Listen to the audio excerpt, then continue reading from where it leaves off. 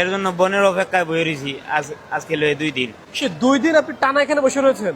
বুধবার সকাল 6টা থেকে বিমানবন্দরে বোনের জন্য অপেক্ষা করছিলেন মোহাম্মদ জসিম। আজকে বৃহস্পতিবার সকাল 7টা বেজে গেছে, এখনো পর্যন্ত সেই বোনের জন্য বিমানবন্দরে বসে রয়েছেন মোহাম্মদ জসিম। তিনি এখানে মনমরা হয়ে বসেছিলেন। আমি এসেছিলাম অন্য একটা কাজে। জসিমের সঙ্গে কথা বলে জানলাম তিনি প্রায় 24 ঘন্টা হয়ে গেল বিমানবন্দরেই অপেক্ষা করছেন। বুধবার সকালতে বসে আছি। আগের দিন 7টায় দেশের 7টায় ফ্লাইট হয়েছে বাসাতে 12 আয় সময় হয়েছে। আমি বাসাতে 12 গেছি গিয়া। আমি রওনা দিলাম মাত্র পরে বিমানবন্দরে গিয়া টিকিট কাটিয়া আমি টিকিট পাঠাইমু। অনন্ত আমার মোবাইলে কোনো টিকিট পাঠাইছে না, বাইরের মোবাইলও কিংবা অনন্ত আমার বোনে একটা ফোন দিছে না আমারে। এর জন্য বোনের অপেক্ষায় বয়ে রয়েছি কালকের দিন আর আজকের রাতে 2 দিন। আপনার বোন কোন দেশ থেকে আসবেন? সৌদিতে।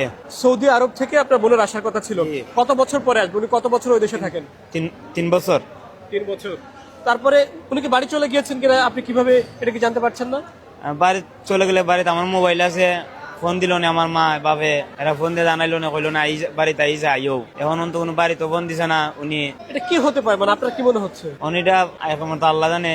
তার বিদেশ তার আমি গেছি না কেমন ভাই। আপনার বোনের নাম ঠিকানা একটু বিস্তারিত বলুন তো।